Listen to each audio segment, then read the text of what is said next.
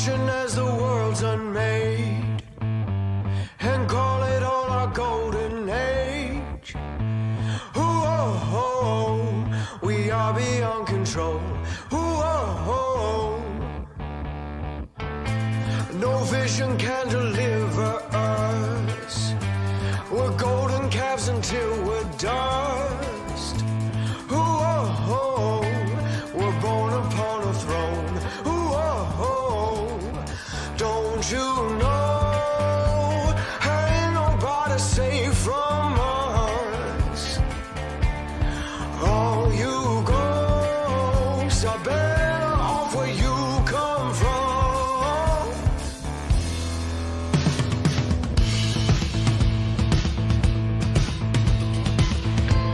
And I set out to tame the land with lion teeth and jaws of lambs. I'm drunk on the control. Until the fiction wastes away, until there's nothing left uncaged. And I am on my own. Don't you know?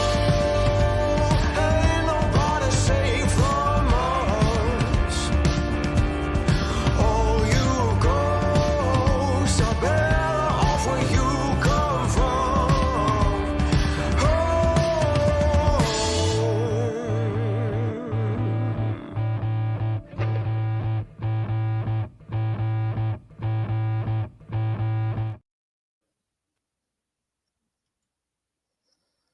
Here we are. First show. Hey, Weathers. Hey, man. How's it going, Microvailable? Good. Things are great. It's great to be here with you for our first show. I'm excited. Yeah. Here in the middle of Canada somewhere, I think the both of us. Not in the same place, but, you know. Yeah. We both got So. like snow on the ground. It's cold. Yeah. It's cold. It's snowy. We no longer have a government, is what I hear. Or it's been suspended. I heard that too. We're flying without a government. I'm nervous, but I've got my coffee, so I think we'll be okay. Okay. All right. Till March is what I heard. Yeah, that's Till right. March. We're prorogued. Prorogued Until March. What exactly does that mean? Prorogued. When government gets prorogued, it's the mandate, I think, or it's the prerogative of the Prime Minister. He can go to the Governor General, and in Canada, the Governor General essentially is the representative in Canada of the Crown, of the Sovereign. So, right. In this case, King King. Charles. Yeah, the King right now. So essentially, in this case, Justin Trudeau went to Mary Simon and said, "Okay, I'm going to prorogue Parliament," and which essentially stops all business of Parliament, both in the House of Commons and in the Senate. And so everything stops. Like Parliament doesn't sit. All the committees are frozen. And another thing is all the bills that are in process right now essentially die on the order paper, which in some cases that's good. In other cases, that's bad. So I mean, they have to basically go through the whole process again, like it has to reset. That's right. Like, it is quite possible in a new session of Parliament when the new session of Parliament reconvenes, it is possible to resurrect those dead bills, but they have to be reintroduced as if they didn't exist.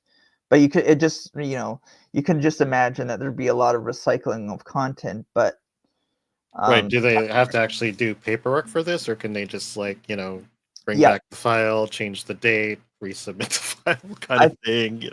Honestly, I think they have to go through the process again, and it gets renamed. Like the bills will get and two of the bills that I know of, I think it's C-63 and is it 291 or whatever.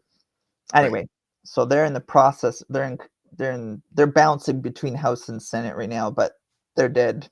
Okay. And that's good. Well, yeah, I suppose it is. But meanwhile, we're nothing happens. Well, not that nothing happens. Everything runs as usual, but if there's any emergencies, like, I don't know, like, yeah, nothing happens, right? Exactly, and Oh, especially in this political climate where Trump is threatening Canada with 25% tariffs and all that sort of stuff, and the government isn't sitting. It's pretty right. hilarious right now here. and Yeah, I and the know. Liberals have to go through their new leadership convention in order to So, pick a new leader. so is it going to be like kind of like how the Americans have their primaries and stuff? Is that Yep, kind of what happens? Really? exactly. Yeah, so right now, like the process has probably started to roll with it's so the Liberals can do their internal leadership race, and Yeah. that has to go through its motions. And the two Like, top contenders are Carney and Freeland, as far as I know, because right, Trudeau is not gonna he can't he's not gonna do it again. right, So right. they have to go They through all based, that stuff. yeah, but that's so like, okay, so that means that they're basically the same people who push the same kind of things that a lot of us aren't really happy with, right? So we're Exactly. basically getting the same government, right? So just Justin Trudeau is no longer the figurehead or anything kind of deal, right? Yeah, and that's Pretty that's a much, big problem for us as Canadians, where it's like more of the same, just right? and because Carney, he's a globalist as far as I'm concerned, and so is Freeland, and I'm not even sure. I guess we'll probably learn in the coming weeks who's going to end up throwing their hat in the ring for the Right, leadership. But right. But that means that basically, yeah, we're with the globalist or something. I like, I mean, there's a lot of good ideas that the globalists do have. You know, trying to normalize the human population across different geographical locations and trying to normalize everyone's needs, even though everyone doesn't have the same resources or access to the same resources and all that. And probably culture becomes problematic too. And yeah, like it's weird because like the same people who think that this is a good idea are the same people who trying to tell you let's go local, right? Buy local and stuff, and yet they want to push the globalist agenda. It's like, it's okay, such a contradiction. yeah, it is. But even before we even get to this mess and stuff, like, why are we here? I mean, what are we? It's like, Yeah. we probably should get into that and even more so, what got us to here, and that's what a lot of this show is about. The first one, the story so far, I believe, is what I called it, right? Yeah. And Yeah. like how we came up with the idea. And it was really Well, fun. You can go yeah, it ahead. was. I mean, Yeah. no, it was like, what was that? It was the election last year, the American election. We hung out in Discord and basically had this. I had this idea of having an election party, even though we're in Canada, and I invited all my American friends and stuff, and it's sort of like it was just you and me, and Yeah. we kind of hung out and we watched whatever I could pull up on YouTube, like of how the election was going. And I mean, you and I have been like we've never talked politics before then. I think, not as in depth as we did that day. No, like a few times we had some cool discussions at like family events and stuff, like Yeah, barbecues, and it was cool. yeah, And yeah, and then on election night, it was cool to hang out and just like talk about everything that was going on, and we had a lot yeah. of Because laughs. yeah, no, it was great. And like me, I really, when it comes to politics, I'm an idiot. And honestly, for the longest, no, seriously, for the longest time, like I had no idea. And probably a friend right now is watching, who can tell you that I was a complete idiot growing up when it came to politics and stuff. And Well, then it was kind of weird. It was just like, I think during the first, the Hillary Trump election, like the night of, I was up with this dude I used to play video games with, and mhm, he was like, he basically explained to me why like Hillary losing was a good thing, kind of thing. mhm. Which, at that point I was like, like first woman president, I was very left leaning, really liberal, you know, and I've been voting liberal all my life and stuff, and not really understanding what that means and stuff, you know. And I know you're history, right? You've studied history, Yeah. right? I feel like going through university, I was like this resistor. I was like this sort of, I would call myself like a small c conservative um, resistor when I was going through university. Because like the Right. climate, as you know, the climate is, even when we were going through our undergrads and grad school and stuff, like It was, yeah, it was just, not friendly to liberals, like increasingly not friendly to liberals well, is what I increasingly remember. like so leftist that Yeah. um that it was hard to, you know, you could become a leftist at university campuses back then just by breathing the air, basically. And Well, when did you graduate your university, if you don't oh mind me gosh, asking? 2001 was my undergrad. Oh, okay. So Yeah. okay. So I graduated a decade before you, and Okay. even a decade before you. In when did I graduate? 1994 from university. I was at Concordia University, and Mhm. I don't know if you know what that means. N- uh, but back then, like before even left was a thing, right? There was this the president of the student body, I believe, at Concordia University in 1994-ish.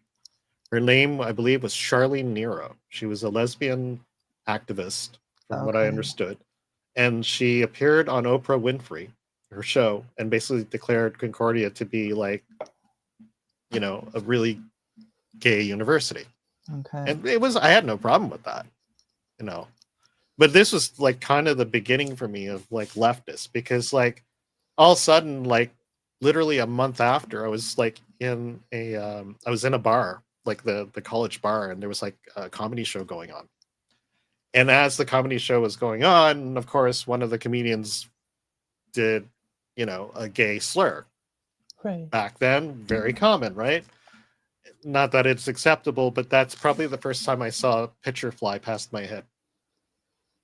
Oh, A someone just like, beer. "Oof," yeah. You know? And then there was a riot, and then like, you know, everyone just silently walked away from the seventh floor where Reggie's was, the basically the bar in the middle of this city building Oh man. that was the main campus for Concordia University. Sir George Williams. It was I used to describe it as a Borg cube. You've seen Star Trek, right? You've Yeah, seen the yeah, yeah. Borg. Yeah, it looks like the Borg cube. Like, have you Like ever seen the Sir George Williams campus? I'm just imagining it Let me pull it up. I'm just I'm gonna imagining it post now as like a like a cubic, like brutalist it. structure. Hang on, I gotta bring this up. Sir George Williams campus. Right, images. Let's get a really good one. You got. I mean, they now just. Oh, here it is. Perfect. This is what we need. Right. I just want the picture. And so let's switch to Sir George, my alma mater. Is that what you call it? Yep. Is that what I'm supposed to Oh call it? yeah, yeah, yeah. Yeah, there's the Borg cube I used Nice. to go to. Yeah. And Reggie's was like seventh floor. So you see where it's all boarded up over there? Yep. That's where the cafeteria level is. And in the middle of that was Reggie's, which was the Okay. campus bar. Yeah. Oh wow. The memories. It's still there. And I visit it now and then, you know. I don't have any rings or shirts or anything like that, or I don't watch the football, but it's memorable. It's Yeah. in the middle of downtown, can't miss it. Anyhow, yes, and that was the start for me, really, where, you know, I started noticing like this left kind of Yeah. deal, you know, and the extremes that they would go through. And I get it. I totally get it. Like, yes, I agree. I mean, for the longest time, there was like a lot of inequality. There was a lot of um, I don't know what you call it, like look down on the gays and all that stuff, which is wrong, you Mhm. know. But then I just find, you know, where are we now? It's like I It's it doesn't bother me what you do, like in your bedrooms and stuff, but you know, like it doesn't need to be part of everything in my culture, you know. yeah. Anyways, That's just something we're gonna probably talk about eventually, and probably Yeah, get banned definitely. for whatever, And there But was yeah, and there was similar stuff going on like when I was going during my undergrad, stuff as a wide-eyed undergrad, you're just sort of like negotiating campus life and all this activism is happening and these incidents that get into the mainstream press or the student newspaper of feminist gatherings going wrong. And I remember there was this one event at Carleton, like I think the women's center, spelled with a Y, was mm. having this event at Oliver's Pub or something at that time. Oh, And okay. they were having a barbecue on the patio, and one of the like a professor, a male professor, was manning the barbecue, and he was essentially said, the some of the female attendees were like, "You're not welcome here," and he was like manning the barbecue, so he got kicked out and stuff, like stuff Right. like that. Well, yeah, it's so ridiculous, and it's sort of Yeah, like, well, you're gonna kick us. That's what I always feel like. It's like you're gonna kick us out of all the things we love, take them over, and then you don't really care for them anymore. You yeah, know, like it's very we can get into these conversations all about like the media, Disney, Marvel, and we'll probably eventually get into that. But before we do, we really, Mhm. really should bring everybody kind of to our starting point, which Yeah. would really pertain to like our thumbnail. If you remember our thumbnail, you remember Mhm. our two main characters, I guess, in our thumbnail. Of course, one being our ex or soon to be former Prime Minister, Justin Trudeau. That would be the guy on the left, There he and is. of course, the MAGA man himself, Mr. Trump, or president or president elect, I believe, right? Yeah, president-elect. And And a we should probably start talking about them to begin with, because I think there's nothing. I mean, they pretty much occupy a lot of people's conversations in Canada these days. I would think, you know. man, yeah. They're just trending constantly. And idea it's amazing, right? Like, when you think of Trump ever since 2015, when he descended the escalator to announce his candidacy at Trump Is that Tower. when? Is I that when think it it all was started? I think it was 2015 when he was coming Yeah, down but the escalator with oh right, Melania, and then he announced because his the candidacy. election would be in the on the 4 year, right? The Yeah, slash 4 year, and then yeah, he would basically take over the year after, right? So yeah, yeah, it would be it would be 2015, because that's isn't that when Justin got yeah, elected in? that's right. So it's almost like these polar opposite figures, um, like because we're off. Like Canada and the United States are just a few months out of sync in terms of the election cycle. Yeah, so Mm. and and you have these polar opposite characters sort of like coming into public life more so than ever. And ever since then, Trump has dominated news for the last decade, we'll say. Well, yeah, And I from my point of view, I just think they just kind of focus in on him a lot. yeah. The what we call the mainstream media. I think that's what everyone's calling it these days. Yeah. Anybody who watches like news on the TV kind of deal. Mhm. Exactly. And it's very odd, because when you start looking at the online people who basically do news online, and what their coverage is compared to the legacy media.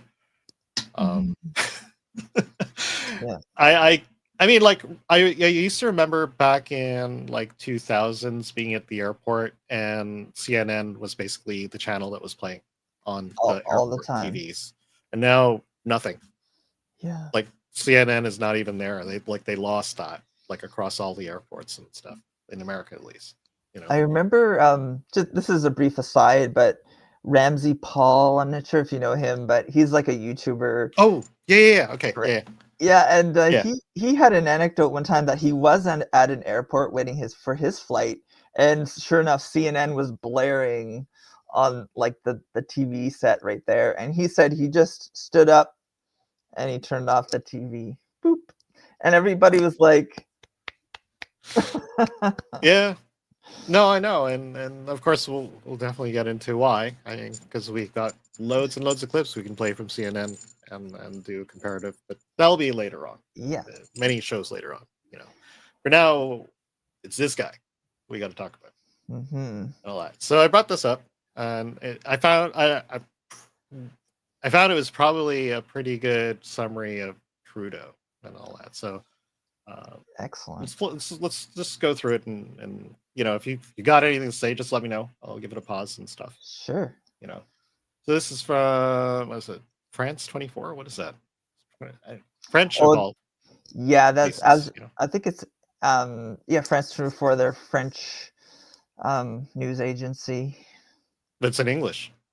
Yeah, it's like that's what I found strange. I know it's like English language for France. Yeah, French produced English TV. Okay, let's just go through it. Canada's youngest ever premier, You can hear it, right? Trudeau, was elected in 2015 on a promise of ending austerity and promoting equality. Canadians from all across this great country, I voted for sent a him clear this year. message tonight. I remember that. It's time for a change in this country, my friends, a real change. But curious, actually, did you vote in this election? I That did. election with Trudeau? I And you voted voted, you were conservative, for right? Harper. Yeah, For I Harper, did. okay. Um, How, is it because you were just so conservative? Because your family, because you went to university as well. So how did you not not be lefty? I guess I feel how did that happen? I feel like during my university career, I was always a resistor. Like I was always. Sometimes I didn't know why, but I just felt that the leftist program that was being bombarded onto us all the time, I just was trying to resist in whatever way I could. It was. I admit it's really hard because when you associate the left with Greenpeace and U2 and Bono doing the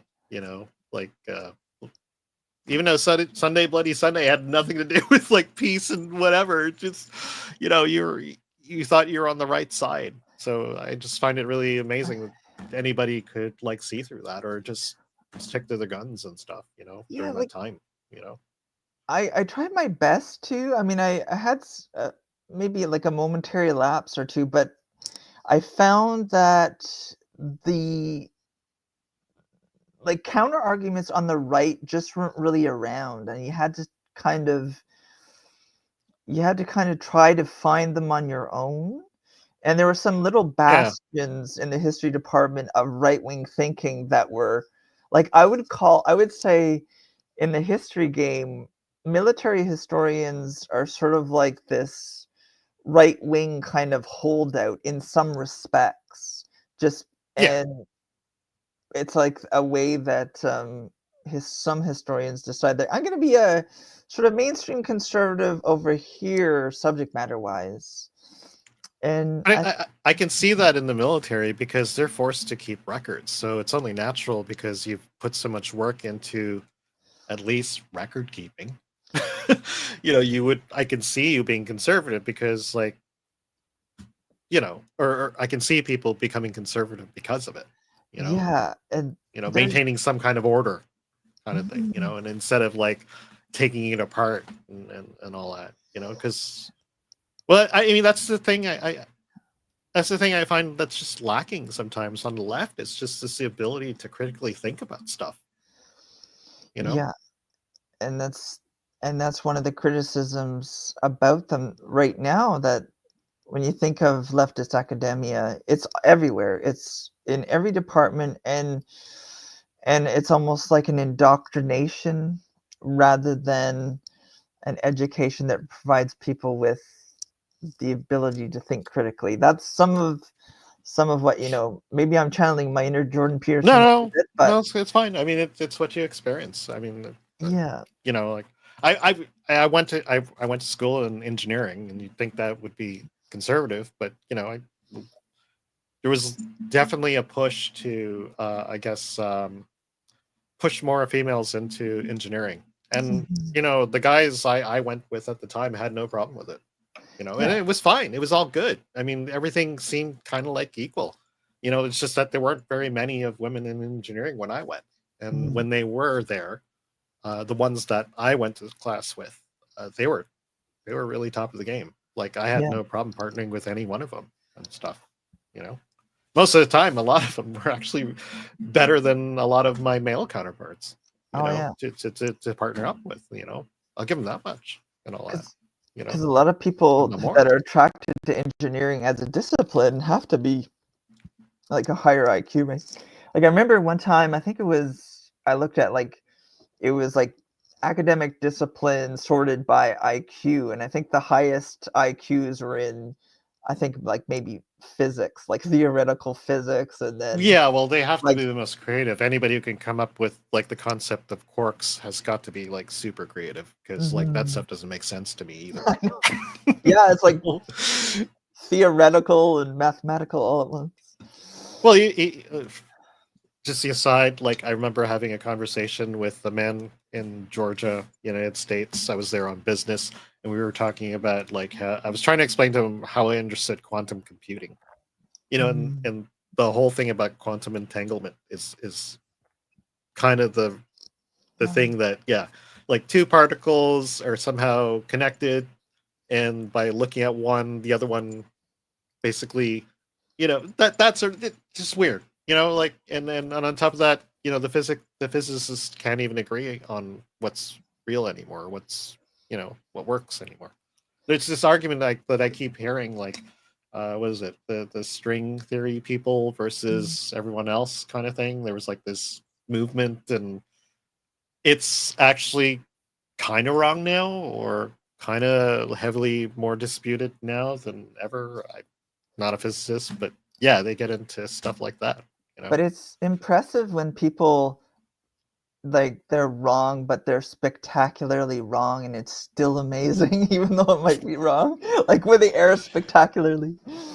Well, it's still pretty impressive. I mean, well, I've experienced stuff before, like especially in engineering, where you have two different ways of looking at something, and they both work, kind of thing. It just, or they work in certain cases, like between certain pressures, between certain temperatures. You can assume that doing it this way and doing it that way is pretty much the same. There's kind of a lot of that going on in engineering. But you have to know where not to use things and stuff. If you know what I mean. And I think that's a really important point to make, and even in relation to the creativity of academia versus sometimes the rigidity of what the left has become, whereas like acceptable discourse is in this little box, and if you stray from that, you're excommunicated from intellectual life. And I really hate that idea that there's certain ideas that don't fit into their worldview are automatically vilified and you're cast out. And I really resent that climate. I like to think that that's not the true left. You know what I mean? Yeah. Because really, I mean, when I think about what it was to be liberal back when I was young, it was about caring about the planet. I mean, they're all good intentions, right? They all want to care about somebody. It's all about caring. Reducing suffering. That's what it used to be about. And then they used to also be about free speech. Yeah. Now it's and now personal freedom. Yeah, and now it's not, of course. They want you to take the vaccine, but at the same time, they want to be able to abort their own babies and stuff. So, on one side, they'll tell you, like, no, do this, take that, and then except when it comes to, me having, like, abortions and stuff, I know, it's so contradictory, right? Like, you have... Even men, too, when it comes to me as a man having abortions, of course. So, Yeah. But this is what this show about. This is about, talking about the nonsense that we go through. But anyways, the contradictions. But we should actually go back to Mr. Trudeau and try to bring this. And the other thing, of course, we had this just to the audience, we actually had this plan of, remember we had this plan of actually doing this under a timer. Remember this? Of course, we're not going to do that now, and we're going to just try to stumble through like this kind of half-ass history of Justin Trudeau and Donald Trump and how they fit into where we are now. So let's keep going. All right. Trudeau was born to sitting Prime Minister Pierre Trudeau in 1971, and his father's legacy, the Canadian Bill of Rights and an open-door policy on immigration, formed cornerstones of his That political must be him. identity. Oh, that's And it. although That's his definitely first him. career was in teaching, he became an MP in 2008 and led the Liberal Party from 2012. And his premiership did bring change. He launched a national inquiry into missing and murdered Indigenous women and girls in 2016, I remember that. legalized marijuana in Oh, 2018, cool. I and actually introduced shopped there an once. innovative carbon tax Oh, on awesome. polluters in 2019. But there was a lot of controversy too, including accusations he had attempted to influence his Attorney General in favour of a major Oh, construction yeah, I company. remember Yeah, her. that's And in Jody Wilson-Raybould. 2019, photos Yeah. emerged of Trudeau in his So- youth attending parties in blackface, forcing him to admit that Oh, he yeah, I did remember not that. know how many times he had done it. He lost his majority in an election later that year, but formed a minority government. He then failed to claw it back in the 2021 snap election, but remained in office. Last year, his party's perceived failure to provide housing and improve the cost of living exposed him to a series of no-confidence votes, which he narrowly survived. But when Donald Trump threatened to impose 25% tariffs, Yeah, and this is where we're going to come back to that and all. But that's kind of a brief, condensed, like, what was his prime ministership like? Yeah, All that. So it's really pithy, but they jammed a lot of stuff in there in 2 minutes or a minute and a half. like we heard, what do we hear? We heard that he started his government, and all of a sudden there was like all these corruption controversies from what I heard. Yeah. And all that. Like, do you know anything about the Governor General one that Well, they were talking about? Well, I was watching when Jody Wilson-Raybould was, I think she was essentially, she was kicked out of caucus and because of like some internal wrangling, and she was butting heads with Trudeau because Trudeau wanted her to sort of dispense with her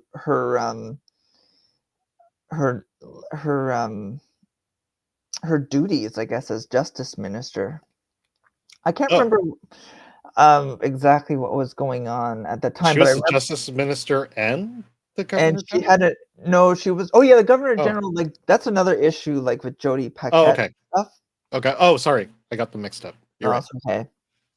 Is it Julie Paquette was like, she was the terrible Governor General who hated her job and she was abusing staff and Oh, okay. All right. and she Yeah. didn't like attending things and.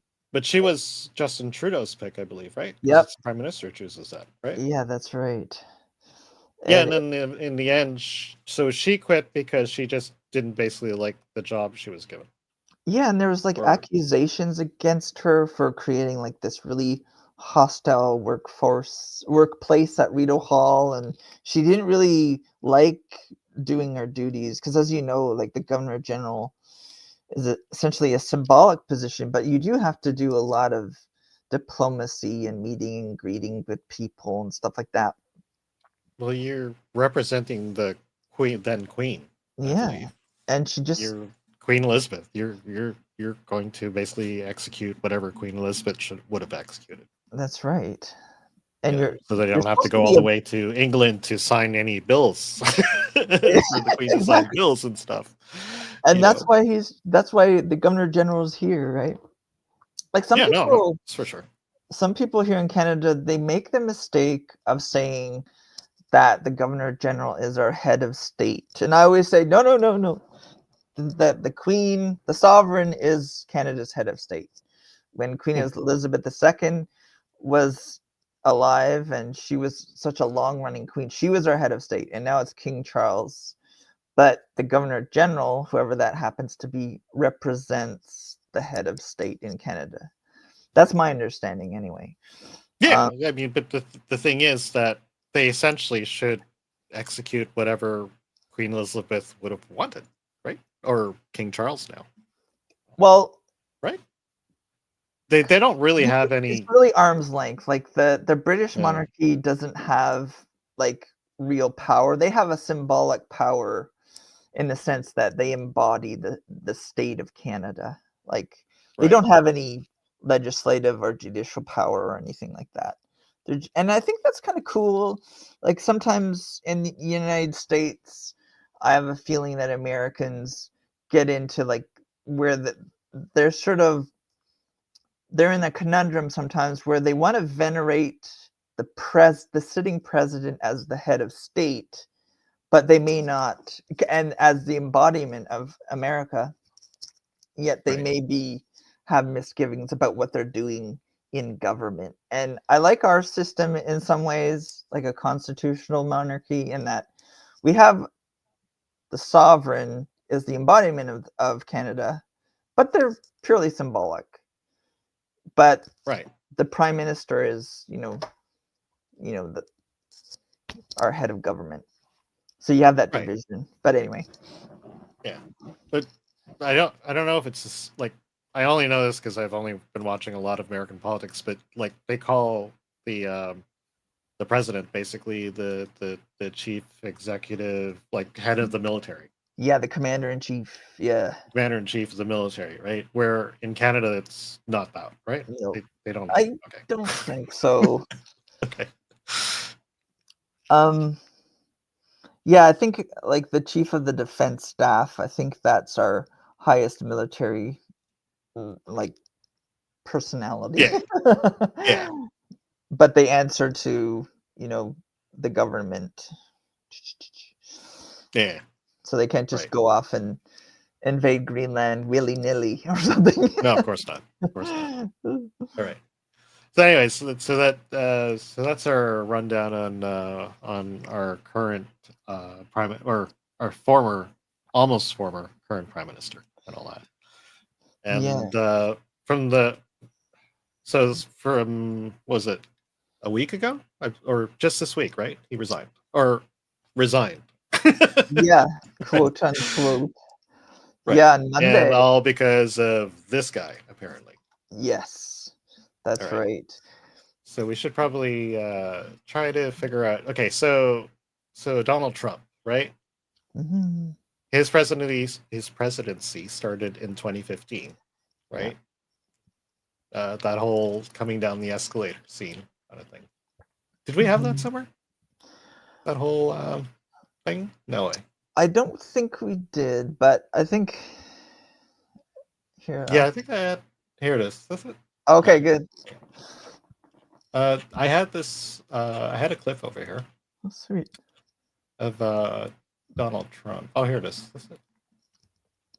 I think I had it just after the Trudeau one. So just give me a sec. Sorry, audience. I'm usually a little more organized than this, but then when we just started flooding our show notes with Videos. We're just throwing with everything in. videos and clips and stuff, well, we got to show them this and this other stuff and all that. Okay, I think this is it. Hang on. Awesome. Hang on. Share this tab. Yeah. Hang on. Yeah. Here we go. So I know let me go full screen. All right. Here we go. So this is what I pulled up for Donald Trump.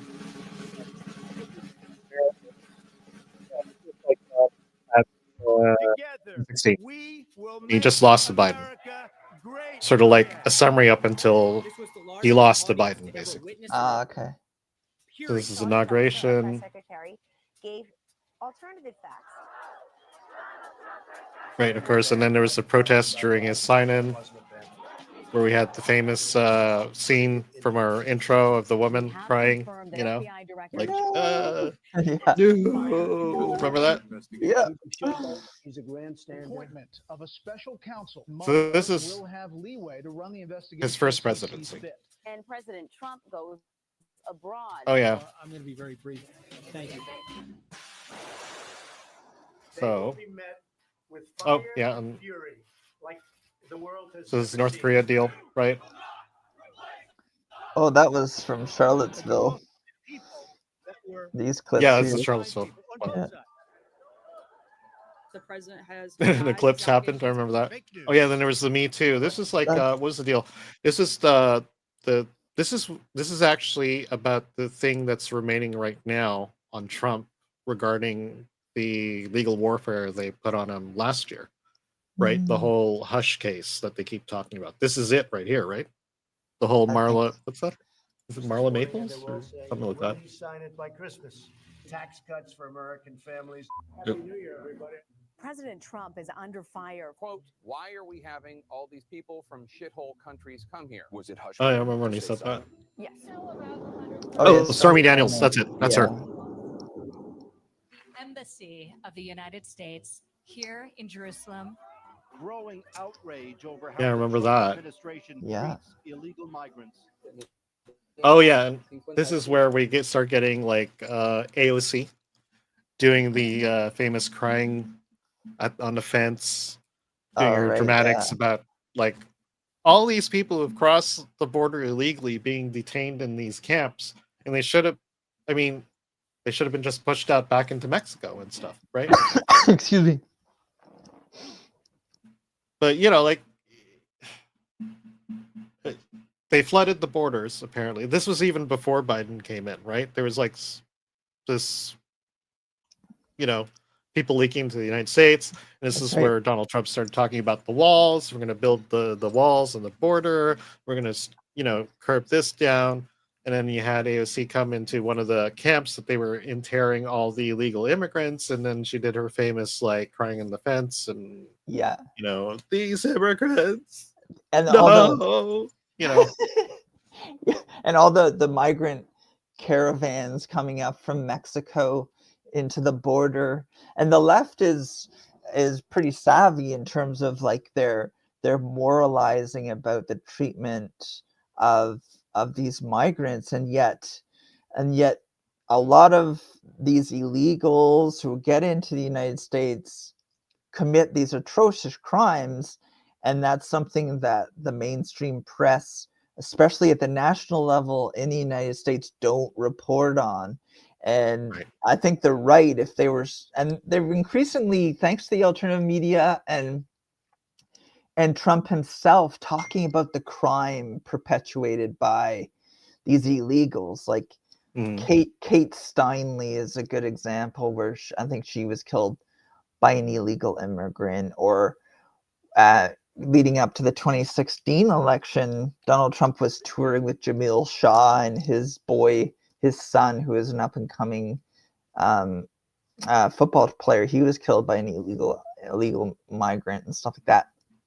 Yeah. So you have this clash of moralizing between the left and the right as far as illegal immigration is concerned. And Trump was indispensable at that time for keeping some of these issues at play. And I think when he came onto the stage, like, he really shattered the gentleman's agreement between the Democrats and the Republicans, because mainstream Republicans and Democrats, it's almost like they had a gentleman's agreement saying, we're not going to talk about immigration as a subject. But Trump came in. I remember he was like quoting Breitbart articles about how these Mexican cartels were coming in to places like Arizona, Texas, and like, you know, decapitating people and all this stuff. Well, there's that, and there's, I mean, it's the whole human trafficking thing, you know. Yeah, that exactly. people don't want to talk about, you know, especially when it comes to like other people like Jeffrey Epstein. Yeah. Trafficking, but nobody wants to talk about it, and That's who was right. involved, and why'd they come to the island, and all that stuff, you know. And there's a connection there. There's definitely a connection there, because you have a lot of these cartels. They're not just running drugs; they're smuggling people. And yeah, you have these follow-on effects of what you're talking about. Like, to what extent, you know, do these human traffickers like Epstein and people like that benefit from an open border? And I think they benefit immensely from these open borders. And I think especially if there are people on this side of on the American side of the border who are buying these people. Exactly. You know, and nobody even like talks even past that. Like, why are they buying these people? Would be the obvious next question, but nobody ever asks about that. Yeah, It's just where are when you they start going? looking at the statistics of what kind of people are being trafficked, Yeah, everything from women, that would be obvious, younger women, that would kind of be obvious, but then we're talking about children yes, also as well. And why would people be buying children, yeah, right? yeah, Of course, and nobody wants to talk about that. There's the obvious, well, maybe they just wanted children of their own, but of course that's kind of not the reason we really should be talking about why the children. that's Why, right. you know. And the lead up to the 2016 election, you had all those WikiLeaks revelations that the mainstream press wasn't covering about Hillary Clinton, where they had emails talking about, like with John Podesta, Clinton, Aberdeen, and Jeffrey Weiner, talking about the abuse of children and talking in this code. You have cosmic ping pong and all that stuff. We don't have to get into all that, but No. just that the elites in the United States are doing a lot of dodgy stuff, and Yeah, and that's why they feared Trump so much. And maybe that's why Tom Hanks moved to Greece. Who knows? Well, and then there's the lately, what was the deal? Like Kanye, not Kanye, P Diddy. Is that the thing? Like, did he do it? That sort of thing. Exactly, and you also have like the Jeffrey Weinstein. What was his name? Not Jeffrey Weinstein. Harvey Weinstein. Well, that's more like Hollywood and him gatekeeping who gets what roles based on the couch. The casting couch that they keep talking about. That's something on another level. That's more like, to me, that's more like a labor issue. If you ask me. Oh my god.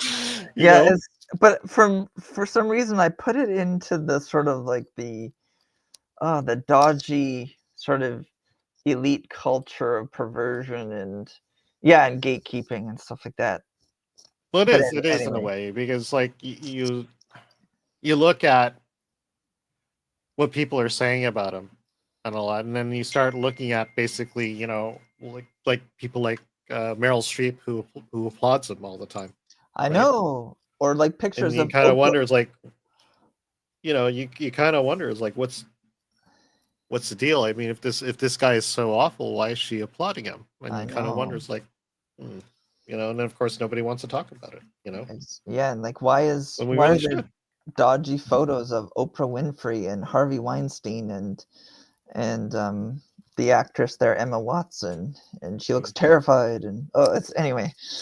We can't talk about it, at least not today. Yeah, we have to talk about it in a little more creative way, I guess. But for now, where were we on? Okay, so let's keep going with this. What do we got? It's horrible and tough, but just remember, a country without borders is not a country at all. Right. And then they go after us for a Russian hoax. It's a witch hunt hoax. Oh. A witch hunt. See, total yes. Witch hunt. Do you have these phony witch hunts? I am here because I believe this in is the duty. This confirmation process. You know what this is about? The witch hunts and the Russia and all that stuff. Right? Yeah, which was a complete and utter fabrication. The like of which we haven't really seen before. I mean, maybe there's a historical parallel, but when you think of it, I don't know if you could point to someone who's been subjected to such a sustained campaign of hatred compared to what Donald Trump has been subjected to. And the whole Steele dossier, the Russia collusion accusations were a complete and utter fabrication. And even today, it's funny because people will still call Donald Trump like a Russian spy. Exactly. Because of a fake report. What was the deal? I think it was the Democrats basically got like 12 intelligence officers to sign off on the report. Something along those lines, right? I remember like 40 people. Like they invoked like the names of 40 national security people, or blah, and it was all a complete cyclical. The Steele dossier was I'm gonna get this sort of mangled, but the Steele dossier was used to justify prosecutions against Trump, and then they just referred to each other and just went like this. Even though I remember at the time, I was kind of going through WikiLeaks emails and stuff like that, Right. and it was, they wanted to make the Russian collusion. They wanted to accuse the previous guy who ran before Trump of the very same thing. They just kind of recycled it and threw it at Like Trump, and it Bush, you was mean? complete. Not Bush, but can't think of his Not name right Clinton. now. Not Not Clinton. The Clinton. other Not Obama. Republican. Oh, I can't remember his name. It doesn't matter. well, there were two Bushes, remember? Yeah, Senior and junior. yeah. And then the third one, which was Jeb Bush, who had that disastrous. He ran against Trump. Remember when they Oh were? yeah. So he remember. was, and that was interesting because And this he was was, in the 2016 the 2016 campaign? primaries. Okay. Right. And Oh, right. Jeb, Primaries because it's two Republicans running yeah, for they're the. running for the leadership, and Jeb Bush was a Right. horrible candidate, and he didn't do very well and stuff like that. So, and he's Bush Jr.'s brother, right, I Jeb? think he's Jeb? the What youngest. is Yeah, he? Jeb. I Okay. think he's the Right. youngest brother. Okay. Anyway. Right. Well, from what I remember, it was very short-lived because I remember his name popping up once, and that's when I wasn't into politics and stuff, and I just Yeah. remember him coming up on the news and remembering like he blipped and then he was gone. Yeah, And then and all of a sudden it was just like Donald Trump. I know.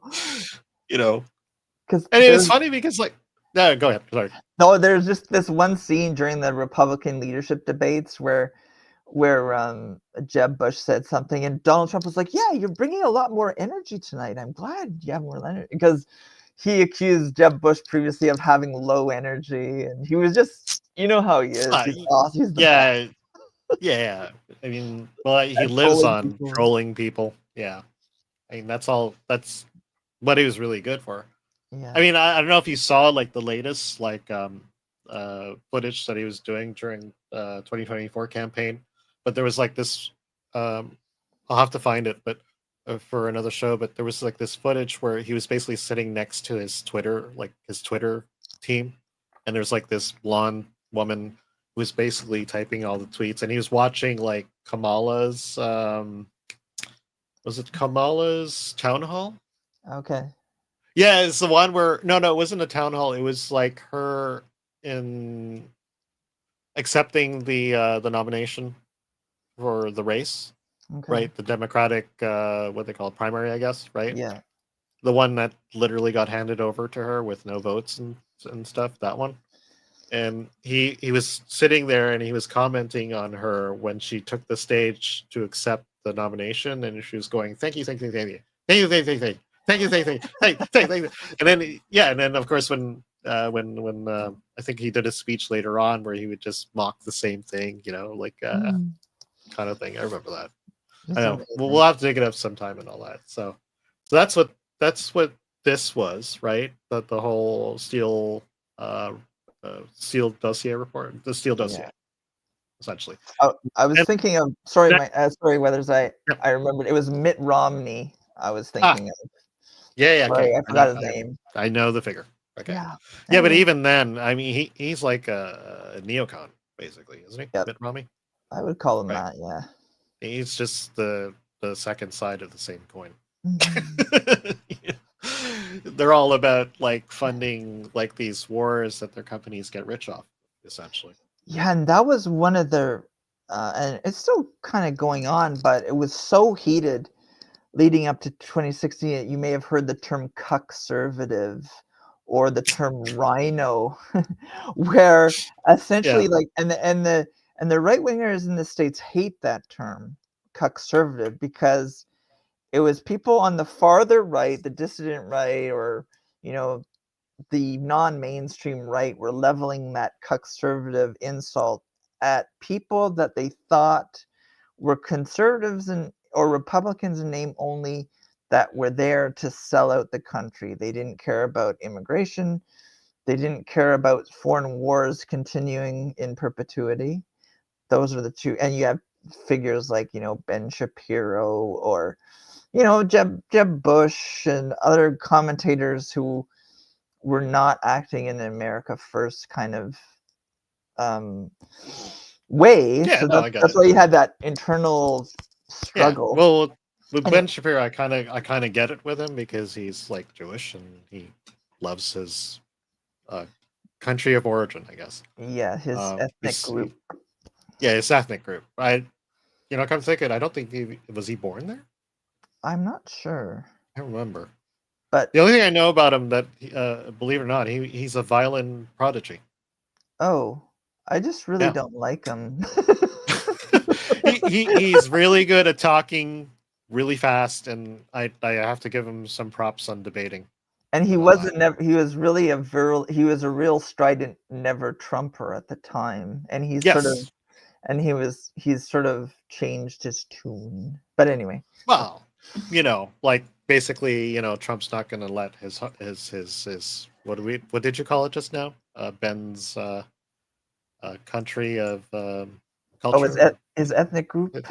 His ethnic group. That's right. I don't think. Yeah, no. Trump's not into letting Jerusalem fall.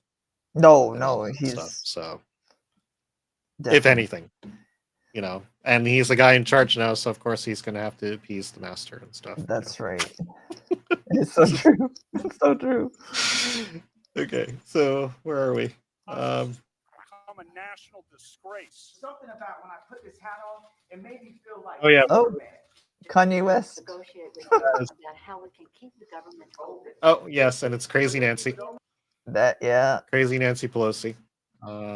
Yeah, and we'll get into her later because what do we know about her?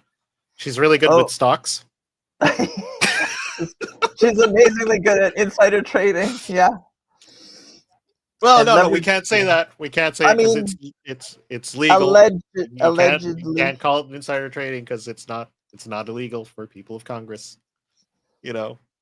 Allegedly, and it really shouldn't be our concern.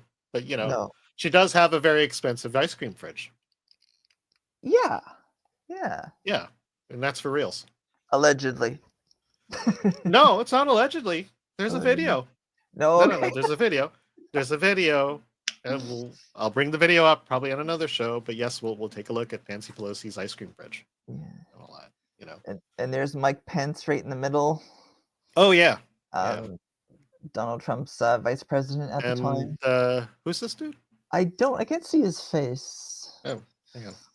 He's someone we know. That's what's his name? Longest government shutdown. That was Schumer. Chuck Schumer. Oh, okay, gotcha. Yeah. I didn't recognize him there at all. Yeah. Anyways, wrong, bad angle. Fixer and lawyer said he and Mr. Trump committed crimes together. He is a racist. He is a con man, and he is a cheat. Oh, that all right. guy. So this was the lawyer who went on his own to basically do the hush money payoff of Stormy Daniels, and then basically because he just basically assumed what the story is that he was told to take care of it, right? And then he basically chose this way of trying to pay her off. And now it's come back because Trump, I believe, paid him to deal with it legally, kind of thing. And he chose to pay her off. And now it's biting him in the ass. And that's basically the thing that's Judge Marchand is holding him on, this whole Stormy Daniels thing. And paying off and all that stuff, And I'm getting the impression that it's just not going to stick, and nobody cares, and everybody's like, no, just another contrived attack on Donald Trump, and they're just going to disregard. Well, they're supposed to do it this week. Yeah, I know. And it's like, okay, you want to basically, unify the country by, trying to just like get it in there that Trump is a felon. And it's like you had to like bend the law several times over. You Yeah. had to get a bunch of corrupt judges to push this through. And now you got this wacko job who thinks that he's gonna get his name in there in the annals of history, the annals, but just being the guy who stuck it in there for Exactly. a guy who's going to basically become the president for the next and probably the last 4 years he'll ever be president, kind of thing. And you think bringing down the integrity of the judicial system in the United States is worth doing this? It's just like another drop in the bucket of everything they've tried to do to Trump, and it's just not going to stick. And luckily it didn't. He's just going to shrug it off, like it's just going to be like, meh. Yeah, but granted, but a lot of this is now possible because of events that happened during 2024, essentially 2023, 2024, and all that. Yep, true. Otherwise, like things could have turned very differently. Oh, definitely. And all that. But let's just, where are we with Robert this? Mueller's report on the Russia investigation has just been All right. made available to So it's the Mueller report. No collusion, no obstruction. We decided we would not make a determination as to whether the president committed a crime. We were in Japan for the G20. We came over. So this is him crossing the North Korea border. Mm-hmm. And this is actually one of the events. This is the event. Now it's the event that Tim Pool keeps talking about because he's half Korean. Oh, I didn't know that. And that's basically the event that made him kind of basically go for Trump. That's interesting. And I always thought this was a very interesting episode because Trump has this tendency to like, no, I'm going to talk to these people. We have to talk. There has to be dialogue.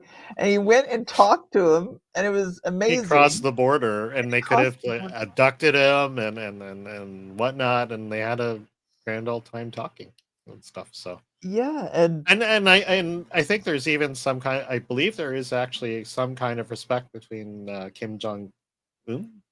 Yeah, Kim Jong-un. I believe. Yep. And then the big D over there, Yeah. So yeah. So what's this one? Not only Florida, but Oh yeah, this is the hurricane. This is the one. Yeah. we're bringing our soldiers back home. Is that Katrina? No, it's not Katrina. This is Katrina's long. Yeah, it was another one. Yeah. Oh, yes, and Ukraine. our favorite, Ukraine. I'm announcing the House of Representatives moving forward with an official impeachment inquiry. Yeah, and this Nancy Pelosi doing the first impeachment. The US airstrike has killed Iran's most important military commander. Oh yeah, remember this? Mm-hmm. Soleimani. So this was his big victory in the Middle East, I believe, right? Mm-hmm. This is the defeat of ISIS, I believe, right? Oh, look at that! Remember that? Yeah, where she, where Pelosi. Yeah, just because ripped it up. she failed it. Yeah. This is what the end result is. There we go. Acquitted. The outbreak of a mystery virus in China. And this, of course, this is the COVID era, and which more or less, I don't know. I think it played a lot, very heavily on like basically him losing in 2020. Basically. Oh, definitely. Because it disrupted the economy. It brought in all sorts of measures. I mean, he implemented Operation Warp Speed to get vaccines rolled out, and it's telling that you see the backdrop there is the World Economic Forum, and the cynical part of me, the conspiratorial part of me says, wow, to what extent was the virus unleashed in order to disrupt his presidency? Isn't it essentially Warp Speed basically to cut out all the bureaucracy, i.e. testing, the testing to death to make sure that nothing happens to people kind of testing to guarantee it's like absolute safetiness, that basically those were thrown out the window. And furthermore, that the companies creating these solutions, I hate to call them vaccines because they're not. That's right. They are not vaccines. They No, like to make you there's think they're something different. vaccines. No, I can tell you what's different, and they'll just Oh, I know. kind I of believe bullshit you. around it, and tell you it's still a vaccine, and it's sort of like, okay, whatever you say. But so where was I going with this? Where was I going with this? Well, I think in this case, like, it brought in all sorts of measures, and Oh, right. it gave the Democrats in particular, in the United States, justification for expanding mail-in ballots, Oh, absentee yes, that's ballots, true. Yeah. which opened the door to, in my opinion, massive voter fraud in 2020. True, but you can't call it fraud, remember, because it was legal. It wasn't legal though, because you can't. In some places, it But was But it's not legal to drop fraudulent ballots in a pallet in the middle of the night and then count them True, but as such. try to bring some valid evidence, of course, in that era to prove it. And they tried. They tried. And maybe there was valid Yeah, evidence. no, I don't know. Dude, I was watching that election like Me all too. night. And I remember and seeing the scenes, like, what the hell is that curve? It's like all of a sudden, like in the middle of the night, there's like this spike of like voters in exactly the swing states, basically, right? Exactly, and like, yeah, the key swing states, and there's a really good right of center publication online called The Federalist, and some of their writers were on Twitter at that time were watching the irregularities in the votes in the middle of the night, and all of a sudden at that time they were, blacklisted and banned from Twitter for even talking about these voting irregularities at the time. And then fast forward to 2024, and in retrospect, like, like, voter fraud was completely terrible in 2020, because like Kamala Harris's, she didn't even come close to what Biden allegedly got, like 80 million votes or whatever he was supposed to have gotten. Like you said, like I think yesterday we were talking about it. Yeah. You had mentioned that 2024 had basically proven that 2020 was a sham. Exactly. Essentially, when you start lining up the numbers and stuff, there's like this missing population that magically was there in 2020 that no longer was there in 2024. Exactly. And to the point, there was very huge campaigns on making sure that the Republicans took advantage of the ballot harvesting, just like the Democrats did.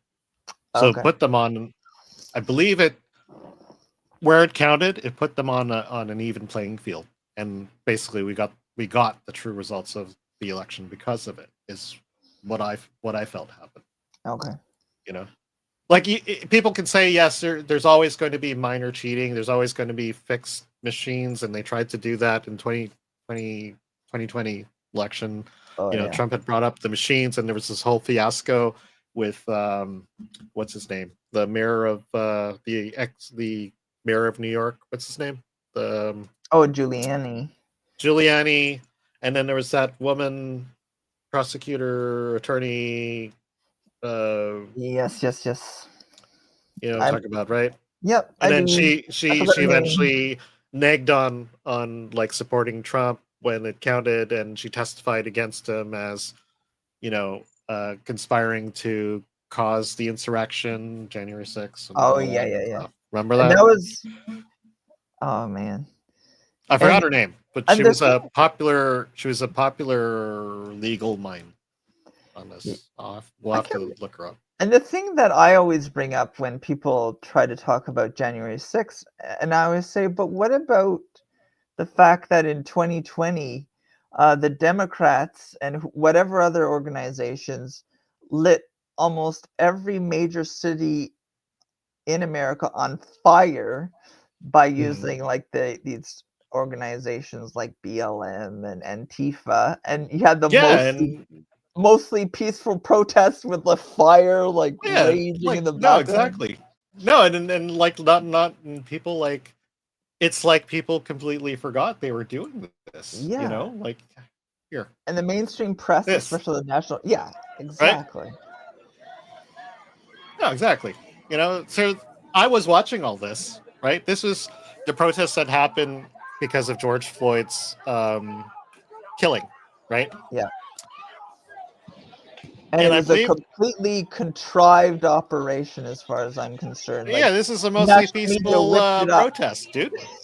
This is a mostly peaceful protest. What are you talking about? Right? You know, Oh my this puts the truckers to shame. Apparently, no, Right. they said the truckers were worse than this, right? Yeah. You know, and I don't remember things being set on fire. Do you? No. Like during the trucker protests?